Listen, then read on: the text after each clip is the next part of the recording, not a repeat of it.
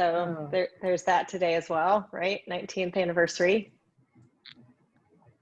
We held a moment of silence for it because we did want to. Fantastic.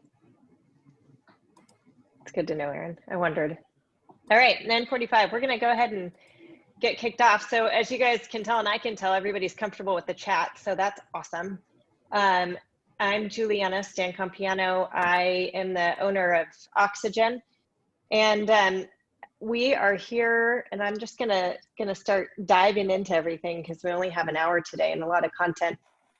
We're here to talk about architecting learning experiences. This is something that over the years I've done a lot of work with, and my team has done a lot of work with, and we kind of came to a realization that a lot of people in our industry and designers start with the design and like diving into the details, and we like to kind of back up and do this work ahead of time. So we're not going to talk about anything that is really instructional design. We're going to talk about all the setup that we find really helpful to do ahead of that to ensure that you're aligned with your business and your stakeholders and kind of the process and how we break that down. So I'm excited to be here with you all today.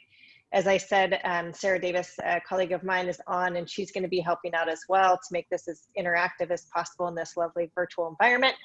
And we also have Matt Mobley, who's a volunteer with the Learnapalooza group, who's going to be helping out as well. So thank you to everybody that's helping to make this happen. As you can see, I've also written a book. I'm an author, wrote a book called Radical Outcomes. We're going to be covering some of the concepts that are in there today. And we're going to go ahead and just kick it off. Those are ways to connect with me, but I don't want to waste too much time on that. And the first thing we're going to do is hand over to Sarah to get us set up with the technology we're going to be using if you have or haven't used this during the presentation. So Sarah, you can take it away. Awesome. Hi. So we are planning on using a program called Clack soon today so that you guys can have kind of participate a little more actively in this presentation. And we have two different ways that you can access Clack soon. The first is through your mobile device, which we recommend particularly so that you don't need to leave this presentation in order to participate. And so all you need to do for that is scan the QR code. You'll use your camera, just turn on your camera on your mobile device, scan the QR code, and it should pop up a notification that you click on. And then you'll just enter your nickname and join the meeting.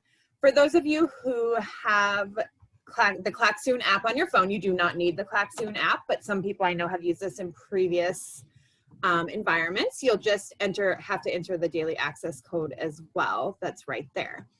If you'd like to join on your browser, you just go to clacksoon.com, enter the daily access code, and then enter a nickname. In addition to that, if you're not comfortable using Clack soon or you're having technical problems, we all know that happens, go ahead. We will make sure that we have everything on the screen as well so you can still participate. During our brainstorm activities, we have Matt who will be entering any comments on the screen so that you can also have that in your Clack soon as well. So we'll give it a little bit. I've got about 38 people, it looks like, that have joined the Clack soon. Fantastic. And you'll just want to keep this open at all times. There's no need to play around in Clack soon. There's no need to use the chats. We're just going to use it for kind of straightforward activities. Looks like we have more people joining us. Okay.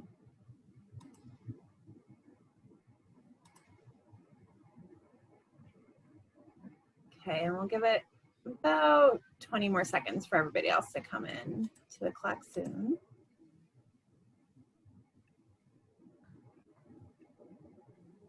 I think the other thing to note, Sarah, is that if people can't get in or don't join Clack soon, we're asking Matt to be in it. And if you can't access it for some reason, to jump into the chat and put your answers, and he'll populate Clack soon so we can see it all together. Yep. Awesome. Awesome. Okay, go ahead. We will move on and start our first Clack soon activity. So you're in Clack soon and you should see a pink activity bar that appears on your screen. And we just want you to enter one word about why you joined this breakout session. If you have to enter more than one word, We just ask that you put a hyphen in between the words so that it shows up on the screen. Got curious, curiosity, experience, intrigue, post-performance. Good job on the hyphen there. Nice. There's some awesome, there's so much coming in here, Juliana. And we'll give it about 15 seconds or so, and then I will send a snapshot so that you can all see what we're thinking. So we have engagement, architecting. I'm gonna open that up a little bit more. I love it. I know, I'm jealous that I can't see all the results. Okay, I'm gonna give it 5 seconds. Missing out here. I know you are. It's awesome to watch it live here. Efficiency. So I'm sending a snapshot now and closing it out. I will also take a screenshot and put that in the chat for everybody to see who wasn't there. So. Terrific. All right, we're gonna keep moving. It sounds like, you know, I got some of the gist from Sarah about what everybody's looking forward to.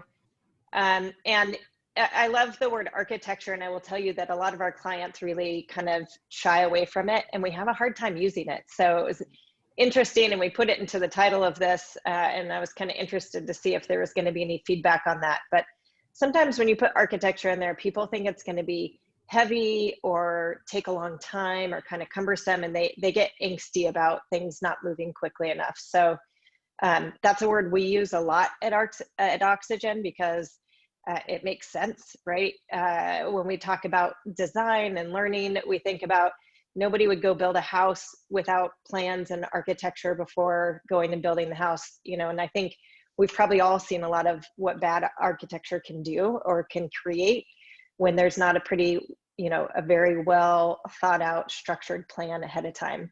So that's really what we're going to dive into, and we're going to be covering, we're going to be talking about all those different steps that go into it as it pertains specifically to what we're trying to drive as learning professionals and the outcomes that we want to be providing back to the business and the relationships that we want to be having with the people that we need around us to be able to be successful.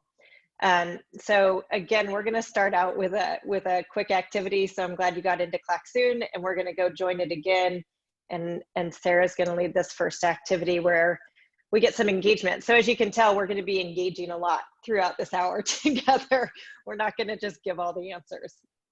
All right, Sarah. Awesome. So back in Clack soon, you guys should see the participate button. And we just have a list of different components that we as learning people use to develop an approach to designing learning content. Also have those on the screen here for those of you who are not in Clack soon. We just want you to organize those components and the approach that you currently use to develop learning content. I'll give you about a minute to do this.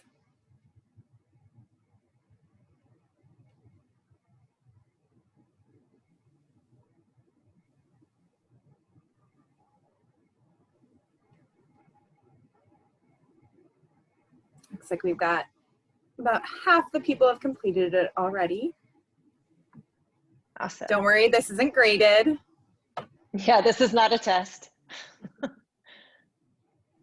We did that yesterday in our own testing. All right, well, this was really actually just to kind of get us into that mindset of, you know, the order and how do we figure things out. And what I've learned over the years is how we approach it isn't always how a lot of people in our industry approach it. And, you know, and sometimes the people from our business side come in and they, you know, we've probably all been party to this where they say, so we need to create something. And I was thinking it's going to be like this 2-day event. What do you think? And that always kind of blew my mind because I was like, how can you decide that this is some 2-day event when we don't even know what it is that we're trying to do? You know, and so yeah, like that's that timing aspect or the duration. And so, you know, we've really codified how we approach this over the years and given it a different structure than we've seen a lot of others in our profession do over the years. And it's worked really well. And when we back up and do it with the client, they can, you know, it doesn't always go overly smooth, to be honest, because they want some of those like immediate answers. So we really have to balance that. But once we get to the point of designing and creation, they very much appreciate and look back on that, the process that we put them through, and understand it. Has that they have their own moment of how this happens. So that's kind of neat to watch. Sarah, how are we doing? Can I keep us moving? Yeah, go ahead. I already closed it out, so you can move on to the next slide. Awesome. So this is the high level overview that we use when we create what we call an experience map. And that experience map is really the blueprint and the architecture of what it is that's going to be designed and created, that somebody's going to go through in order to learn something, to be able to do something at work. We look at it as starting with the outcome first, understanding how you can really drive a business measurement. We're going to dive into that. We then look at the content. So if somebody has to do that, then what's all that content behind that somebody needs to know and do to be able to reach the outcome? And then we start grouping themes, putting things together, and then we look at duration and like what it might take for somebody to actually do something. And then after that, we break down into modalities. And once you have that, you have a very clear picture of what it is that you're going to be creating from an experience perspective. So we're going to dive in and just go through each one of these, and we're going to interact with you, and you're going to continue to do some Clack Soon things as we walk through. But we're going to start here with the outcome. I think what's really interesting with outcomes, and we've done a lot of research at Oxygen about outcomes and business outcomes versus, you know, potentially something that we would say is not a business outcome, but is still measured by a lot of the learning organizations that we work with. What I've learned when you're defining an outcome is that the important part is understanding, I don't believe you can create an outcome without knowing the specific role you're designing for. And that's a really key aspect in this, is that I think as learning professionals, we're asked a lot of times, you know, to, hey, can you create this thing for everybody? Or, you know, we've been in the position where we'll be talking to a client and they'll say, we have this onboarding for our sellers, it's not working, blah, blah, blah. And I say, okay, well, who in sales is this meant for? And they say the sellers. And I say, okay, so all sellers go through the same onboarding? And then they say, yeah. How many sales roles do you have? 18. Well, all those 18 different, you know, types of sellers don't have the same job. And so when we're thinking about outcomes, we really take a role-based view on it, because otherwise it's very difficult. It's like the first stumbling block to actually being able to track a business metric.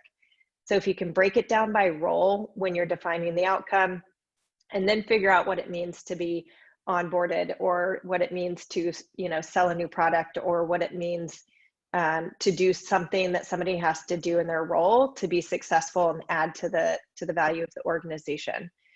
So we start doing, you know, we start brainstorming a lot of what does that look like, and we spend a lot of time in this space thinking about how to make this measurable, because without that, it's very difficult to explain later down the road about why it is that you're asking somebody to go through some sort of learning that's been created for them. If you can't tie it back to what they need to be doing in their role, in my mind, they don't necessarily need to be going through it. So that's something to keep in mind as we're talking about defining the outcome and making it measurable. This is, so we're going to do an activity before we talk kind of through some of the measuring the business impact. But what we've learned through some research that we've done is that high performing organizations measure the impact of the stuff they create, and they can connect it to a business outcome. We're going to talk more about what that means, but we're going to first give you an activity where you're going to get a bunch of different types of outcome and be able to categorize them yourself of, you know, is this a business outcome, or is this just something that we could create and have more data around in our organization? So Sarah, I'll let you take this over. Fantastic. Okay, so go ahead and head back on over to Clack Soon and click on the participate button that you see there on screen. And we just have a list of different metrics and learning metrics here that are often used. And We just like you to go through and determine which ones measure business impact and which ones do not measure business impact. So we'll spend about a minute or so on this activity here.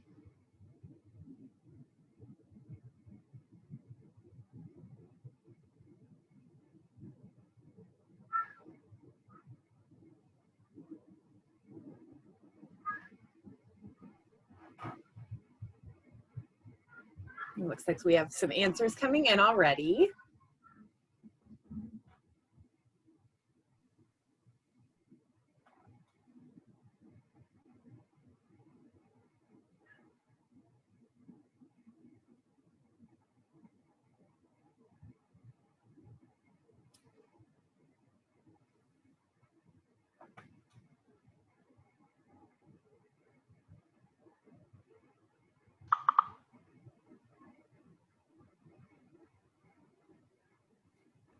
I love that we have such an active group on the chat too. That's awesome. Yeah.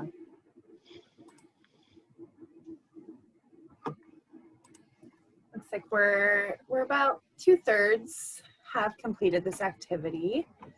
Let me give it another 20 seconds or so. Don't worry, again, it's not graded. You will see the results when you submit, but we're not Definitely not graded. Looking into it. In fact, we did it with a couple people on my team yesterday, and this is in the book, and everybody got like 37%. Like percentages were not amazing. So, yep. So don't worry, we all have room constantly, and it's a constant practice, right? Like so many of the things that are important. Cool. So it looks like we have most people. Juliana, if you want to move on to the next slide, I'll keep this open for another minute or so if people want to finish. Terrific. So when we did the research, what we found really fascinating is that, so this is kind of how it breaks down, right, of the things that we just gave you on the activity. We found that 18% of the companies that we talked to were actually measuring business impact, and almost 60% were not measuring what we would say is clear business impact. I kind of want to sit in that moment for a second because there's so much room to be able to obviously move into the business impact, and there's so much more data and measurement happening today that I think this is really important as learning professionals, and in my mind, elevating what it is that we do in the organization, that we really start looking at how do we measure that business impact, because that's how you're going to get more funding, you're going to get the ear of your C-level executives, and you're really going to become a partner in the business to making that a success. And more than likely, like everybody that's on this call, I have a huge passion for, we are one of the most important aspects to an organization is the development of the people. And if you're not connected to the business and you're not seen as adding the value and you're not able to show the value, it makes it really, really difficult to do your job. And so if, in my mind, if we can continue down that route of explaining what it is or that we need to be able to show the business impact, I think that you'll see that your conversations elevate more and more and more through time. And if we keep just measuring the impact of like how many people showed up, you know, this is the typical butts and seats, and what's the future. This is also about, you know, were people happy with what they got? Did they like the facilitator? You know, we've all been a part of those surveys that don't really tell you anything more than, and then you get all these comments about like, the food wasn't great, or we're in a virtual environment and this is hard. You get those where it doesn't really tell you much about what somebody's actually able to take away and do on the job. So I can't kind of stress the importance of this step more, and to also say that it can be difficult to get down to something that you can actually figure out how to measure. And so doing that work, I think, is just super important, and we'll continue to talk about it. And as we go further, we have kind of some examples of it as well. We're going to dive straight into content next. So once you've defined an outcome, you can actually start to say, okay, if that's the outcome that we're driving for, then what content is in and what content is out? What does somebody need to know and do to actually do this thing that we've decided is a business measure, and it's super important for us? And you map all of that content back to the outcome. What I love about doing this, and when you have that clarity on outcome, is that the SME that comes to you or the business executive that comes to you and goes, I really want this to be in. You go, okay, is that going to impact the outcome or not? Like, does somebody really need that to be able to do this thing? And so it helps you to really pare down the content, which I think is important when people are learning something, is that we don't flood them, which they get so much information in such a condensed amount of time. Has always been something that I've also never understood. It's like, you've been through this week of boot camp and now you're an expert, is really not how it works. And so when you have that outcome defined and people bring you more and more and more content, you can go, hey, that's great. Let's look at and see if it maps back. And then it's not you telling them no. It's this intangible that's a business metric telling them that it doesn't work. And you're like, that's great. We can find somewhere else to put your content at some other time when the outcome really drives that. And those conversations become easier to have and not as much friction necessarily between you and some of the business stakeholders or executives that can be really, not a comfortable conversation, because I'm sure we've all had that VP that's, got their thing that they want to see you develop. So we're gonna run into our next activity. And what we've done is we've actually created a outcome.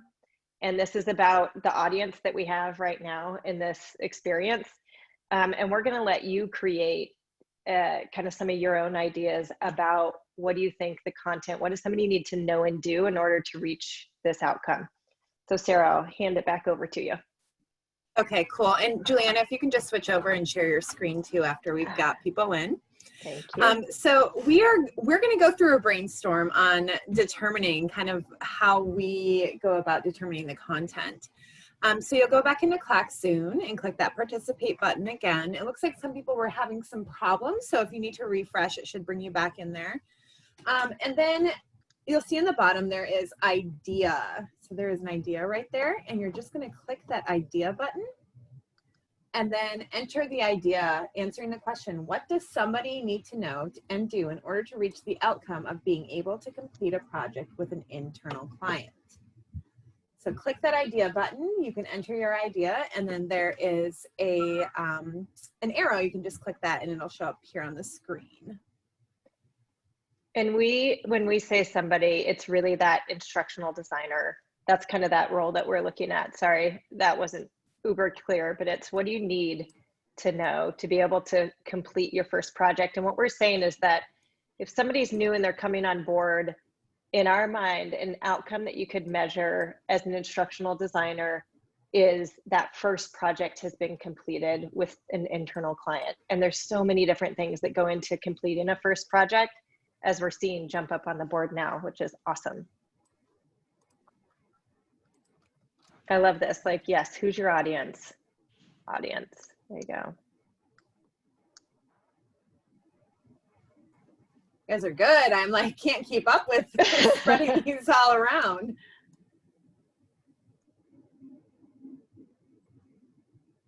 Yeah, this is going to make my next task really difficult. So bear with me as we go through this together. So we have lots here. I think you can all see.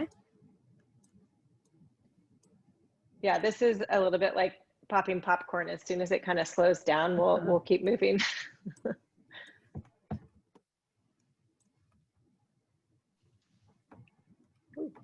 And you can see with Clack soon, obviously you can zoom in and out, you can scroll all around, got lots of space, which is great for these brainstorming activities.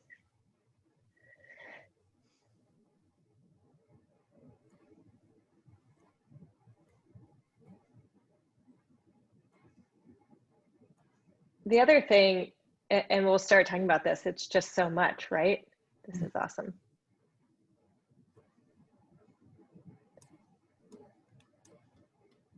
Okay, I'm gonna let people keep adding to it. Sarah, maybe we just leave it open for a little bit longer. Yep. But I think I'm gonna go back to the deck and keep kind of moving through this.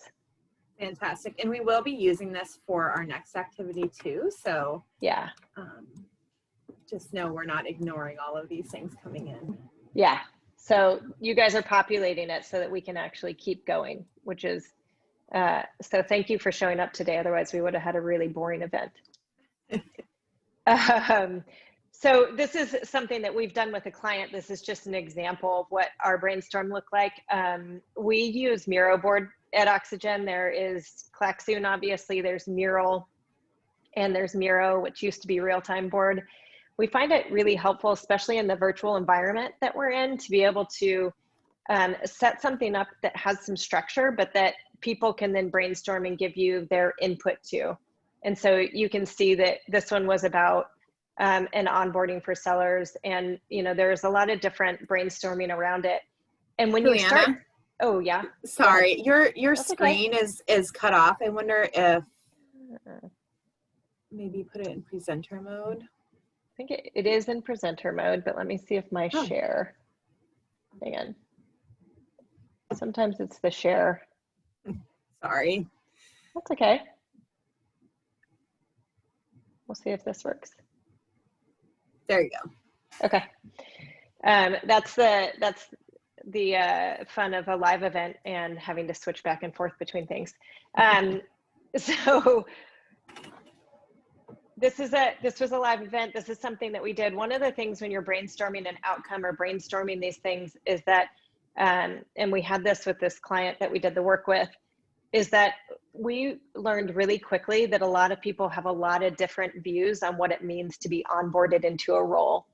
The learning HR side of the house looked at it more from like, did they get through day one, right? Did they get laptops? Did they get set up? Did they get like the overview on our culture? And then they're off. And people that are in a role that we're managing these people see it as like something that actually gets done for the job that they've been hired for. So there's a really rich dialogue that can happen about that, and clarity that can be driven. And as Brene Brown says, clear is kind. So we always drive that, like, the more clarity we can drive, the better it is for everybody. So it's just an example. You guys are creating this right now yourself on the back end around the outcome that we gave you. The next part on creating an experience map is AllAround Theme. And this is really about taking all of that work that you've done and how do we start grouping it, right? How do we start to organize it and put it into some sort of structure that is going to make sense? There's flow that goes into this, right? So once we have our groupings, what's the logical sequence of learning these things? What's the logical sequence that somebody goes through them to be able to get to the outcome? And how do they build upon themselves? And so that's really the next step that we take always. We've got this huge brainstorm. Now, what do we do with it? We got to group it, theme it. And I think the most important thing is also to flow it out and and then you start to see, the experience really start to come together. So Sarah, I know we're back into the activity, and I'm going to switch out to the other screen while you set it up. Awesome. So we are going back into that Clack soon. And if you look on your screen, you have a little circle that says views in the lower right-hand corner. Go ahead and just click on that views, and then you'll see different view options. So there's board, column, and list. And what we want you to do is go to column. So Juliana, I'm going to have you do that too as well in that lower right-hand corner. And Thank you. There you go. And so this is one way that we can group things, and I'll let Juliana lead to it, but we do have some columns up there at the top: technology, collaboration, company culture, HR, operations, learning theory. If there's, a theme that is not in there, go ahead and put it in the chat, and I'll try to add a column in. We don't want to get too crazy with columns, but want to make sure we capture everything. I love it. People are grouping them themselves. Go for it. Mm-hmm. I was going to do it, but everybody's doing it. This is awesome. I love it. I love it. It's amazing. Yeah. Yeah. So start organizing them. We created these buckets just to have an organizing construct that we could all work within.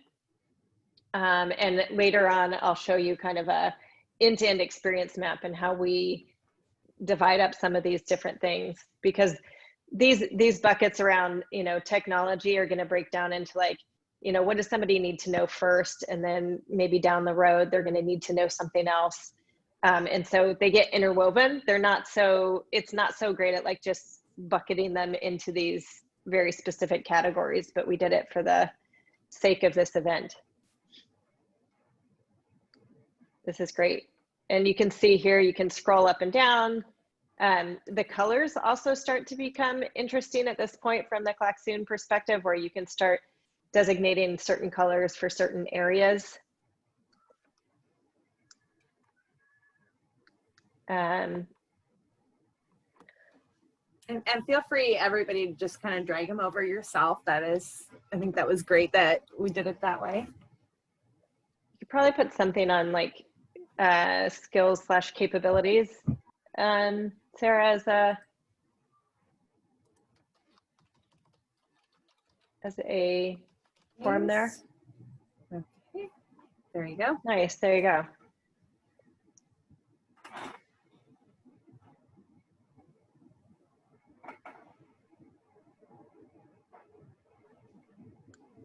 I like it, scope is being able to do that.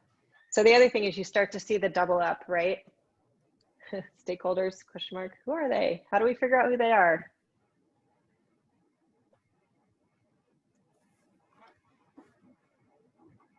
Cool. And go ahead. Oh, I was going to say, I don't know, Juliana, if you want to go through all of them and group all of them, or we can also continue. Totally up to you. No, I'm going to keep going actually. So I think everybody's getting it, right? So you start taking all this content and bucketing it and theming it out. And we're going to go back to the deck. Hang with me. Sarah, tell me if I have lines on my deck, because I probably will. Yeah, you have the lines again. So fascinating. Let's see if this works. Do we still have the lines? Nope, you're good. Okay. Except one second. So from here, there we go. We're going to start talking about duration. So after you've themed everything, what we tend to find is that you can start talking about how long it's going to take for somebody to get through this. So one of the critical things I want you to think about now is all those things that you wrote down. If you were new to a company and the outcome was that you have to finish your first project successfully, think about how much time that would actually take you in reality to go from your day one all the way through to when that happened. My guess is that it's not a week. It's probably not even a month. It's probably somewhere in that 3 to 4 month range. And there's a lot of, research out there about being onboarded and when somebody is actually onboarded. And it has been historically, at least between that 6 to 9 month range is when you can say somebody's actually fully onboarded. I think that's shifting and changing personally. And you can see it because I don't know that we were fully clear on what that meant. What did it mean to be fully productive in your role? Because you have to decide on something to measure. So what we do with clients and what I find really helpful during this time is that once that's all out and then it's grouped and you have an outcome, and then you can go back to that stakeholder and go, so those 4 hours that you wanted to give me are probably not going to meet what you want to have happen. So now what do we do, right? And then it gets them thinking. They go, okay, I get it. Let's talk about this. You're right. So how do we space it out? How do we figure out how much time is actually going to be needed?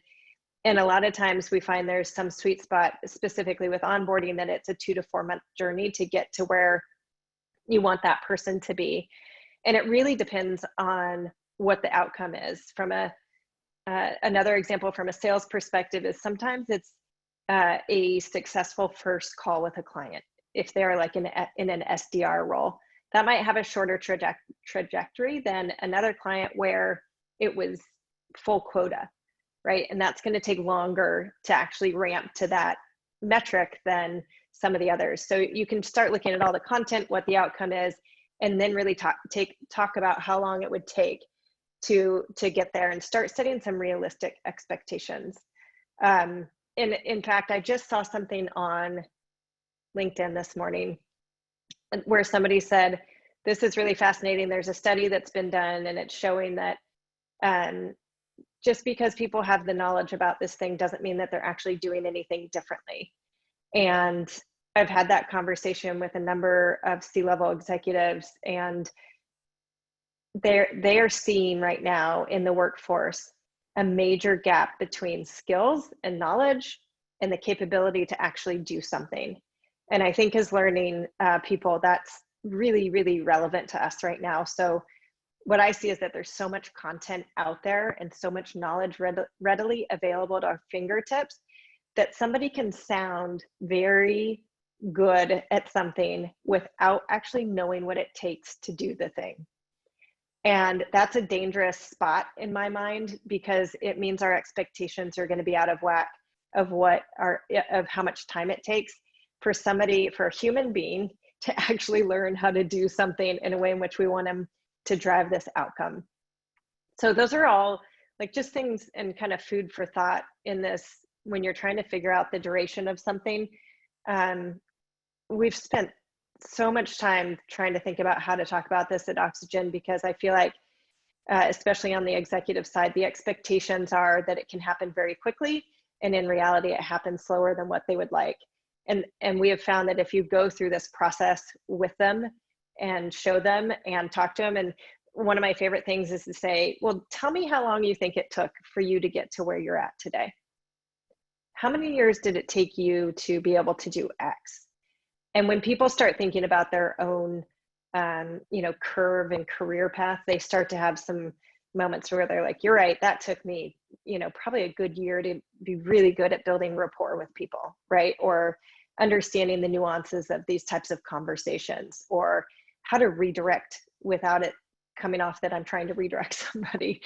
And having that conversation helps you to figure out that duration and timing. Oh yeah, so here's basically what I was just talking about. There is often friction between what the organization wants and what we believe is actually possible with the human person. And navigating those conversations, I believe, as learning professionals, is where we can really help the people side of our organizations and really drive clarity and expectations on what's possible. And that's a whole another topic probably for another time. All right, the next thing that we're gonna get into and talk about is modality type.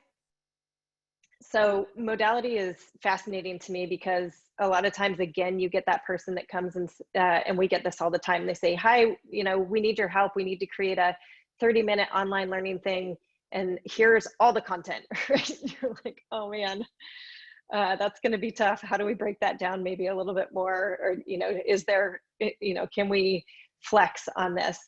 But once we get through talking about the outcome, all the content that's in it, the theming of the content, how long we think it should realistically take somebody to get through all of this. And I look at duration from how long it takes to get through the whole experience, and then start to look at it in chunks of the content, oh, this is really meaty content. This is gonna probably take longer than this piece of content is really just about a process and an overview. It should be fairly quick. And then, so you start to kind of break it down within the content that you have, what you think is going to take more time than others, where there's kind of that more complex information versus the easier information to get and keep moving. And out of that, we start thinking about modality. And I love to just start mapping it out at the same time, very similar to the duration. It's like, wow, there's a lot of meat in this, and it's going to be really hard for somebody to get their head wrapped around this content if they're online, or if it's, done in a way that is asynchronous. I think we either need a live or a virtual live event so that we can have the conversation and talk through these things, versus leaving people on their own to go, kind of understand it. There may be other content that it's like, hey, I know a great YouTube video about this. We can get that going and then have them come back to do some work and activities, or this is an article, so the modality in our mind looks a lot like all those different asset types that we create as we're going through this process, but we start to really frame that out in the very last steps of your experience map. Some of the things that we think about when we're considering modality is to ask a lot of these questions. Restraints and constraints get kind of, requirements and constraints get thrown out a lot, I would say, through the whole process, where people say, hey, we have a global audience, or this whole thing has to be an online experience, and I like to start documenting all those things along the way and come up with it. And somebody put audience down. You have to understand your audience, right? So that's one of the questions here. What's the capability of the technology level of the audience? Where is your audience? We've done a lot of work around interviewing people and asking them questions about where do you go and get information in your day-to-day life? Where do you turn to when you need to figure something out? Where do you turn to when it's kind of a simple thing? Like, I don't know about you all, but I have little kids, and I remember trying to figure out how to take the cover off of their car seat and to wash it and put it back on. It's not as easy as it seems like it should be. And there are lots of amazing YouTube videos out there that you can like pause, you know, take it off, put it back on, and watch it. So that's somewhere where I would go to get information very quickly in my personal life. And I think about creating the modality type that your audience is doing already and meeting them where they're at and feeding them the information that they need to be able to learn something in that way, instead of creating something that might be cumbersome, or they might not understand how to get through, or it seems like another thing that they have to do. So there's a lot that you can do by diving in and understanding your audience and how they're going to consume things the easiest way. So those are some of the questions that we ask. We thought we'd throw them out there. There's also this view, and this is also in the book, around kind of different ways to determine modality types, and it covers some of what we've just done. There's also design principles that we really get into and like to define, because again, you know, the tone, the voice, I find those incredibly important when somebody's going through something. I hate the patronizing, like, you know, voice that we've probably all heard about. Now you should do this and you should do it like this. And so understanding the audience and how they're going to react to it, I think, is very important in order to define down to these very granular levels what it is that you're creating from a modality and design type. And so with that, I'm handing it back over to Sarah for some Clack Soon activity. Awesome. So what we wanted to do was just do a quick word storm on different modalities, possible learning modalities that you could use for this experience. And so going back into Clack Soon, you'll just click that pink activity bar that appears on your screen, and then enter your possible learning modalities. Now again, this part is the test. If you're going to use more than one word, make sure you use a hyphen in between the words. So we're getting a little risky trying to do this activity here on the word storm, but I'd love to see your responses.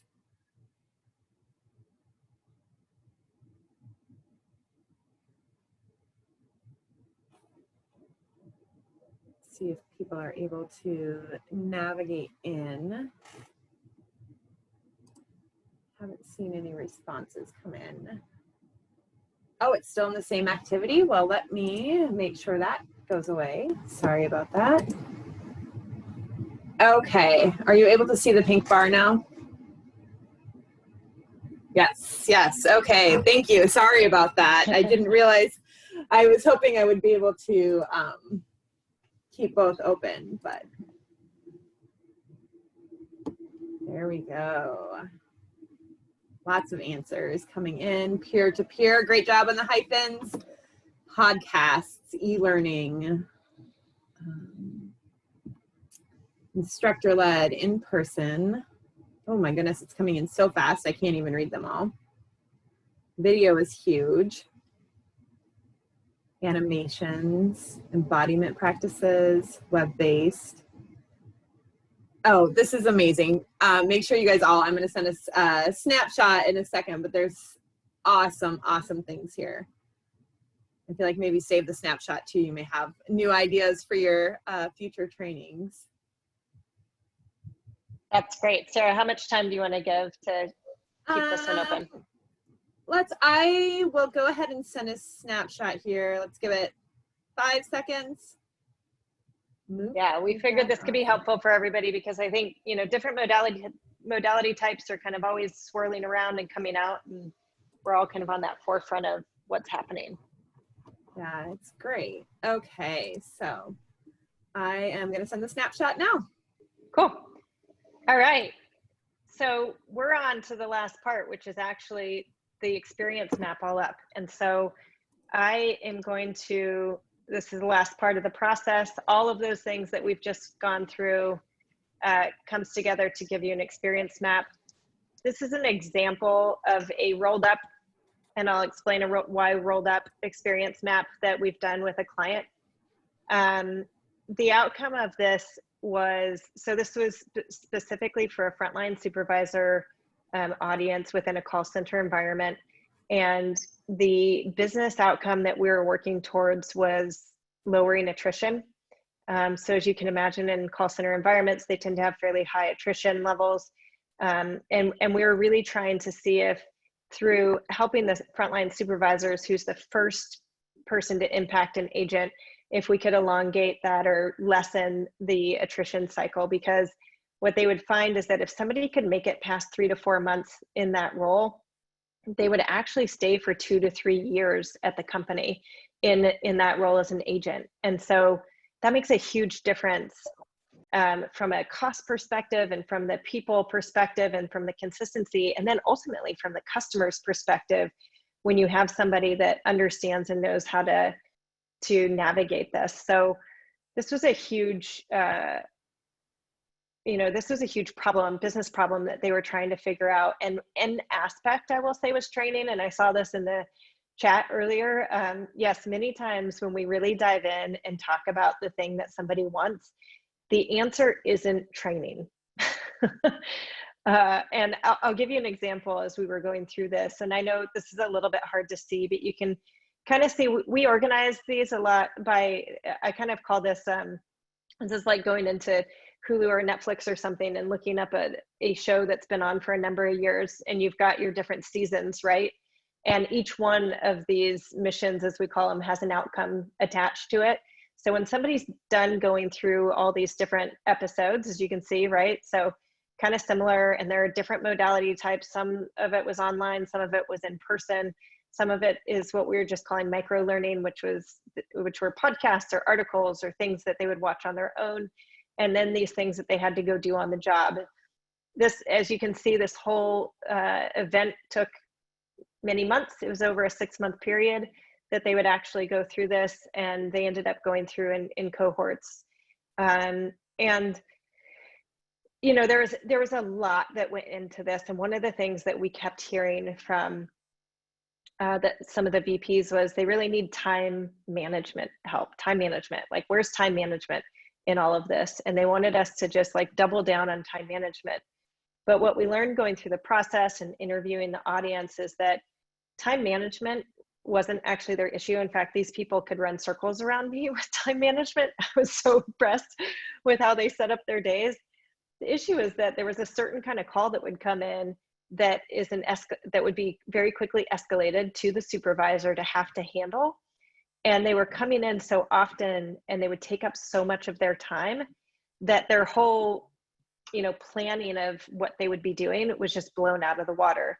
So the root cause was actually how to manage these calls when they come in, and how to figure out how a customer could potentially help themselves before calling, and then B, how do you enable your agent to be able to handle more of these calls and they don't get so quickly escalated to a frontline supervisor. So it is interesting when you go through this process of what you learn and the business learns about what is needed from a learning or a training aspect versus, where some of the processes in the business might be broken, or where there's an opportunity for something else to be fixed in the process. So this is one example. The other thing I will tell you is this is the pretty example that we use for executive audiences to explain to them what it is that we're doing and why we're doing it. And the back end is typically an Excel document that has, all that brainstorming that you did. It's got all these kind of high level, and then it's got, it starts to be fleshed out into, here's all the content, these are the themes, these are the topics, and you start to see your designs come to life in this Excel document that we typically use, and then port that over into different design documents, etc. So there's a lot of detail, just like on an architecture, right? You have your beautiful architecture that you can see, and you can see your entire potential future house or whatever it is. And then there's lots of layers behind that about materials and specific rooms and sizing and all of those things. It's very similar to that. You have your high level map and then all the details behind it. And we have time. So we're going to be doing Q&A. We have office hours between 11 and 1 p.m. I'll be around and happy to have a chat and answer questions. I believe the link is out on the site, or Erin can put it into the chat, or somebody's probably got it. And then we're going to do one more activity and then we can wrap. Okay. So we have one last activity here. Go ahead and go to Clack Soon and click on the participate button. And then we just have these questions. What is your current role? I know a lot of you put it in the chat at the beginning, but it was fascinating to see where everybody was coming from. And then what was the most useful for you during this session? And what would you want to know more about? And Juliana, there's also a few questions that have come out in the chat. Should I read them to you and you can kind of answer them? I can see some of them. Okay. On the call center thing, it's different at every call center that somebody put a comment in, but yeah, that is definitely a number per hour. I know that Microsoft's done some good work around the actual average time of a successful call is like 10 to 12 minutes, which blows out the like old, view of shorter calls. Missions would be the seasons, yes, and episodes would be like each episode that you go through, following that TV analogy. Is there anything else, Sarah, that I missed? There was some way earlier on. There's been, when I went to look at chat, there was like 80 something. I know, I've had a hard time monitoring. I think if somebody has a question now, they could probably put it in the chat too. There we go. Yeah. And if you're having problems, try refreshing Clack Soon.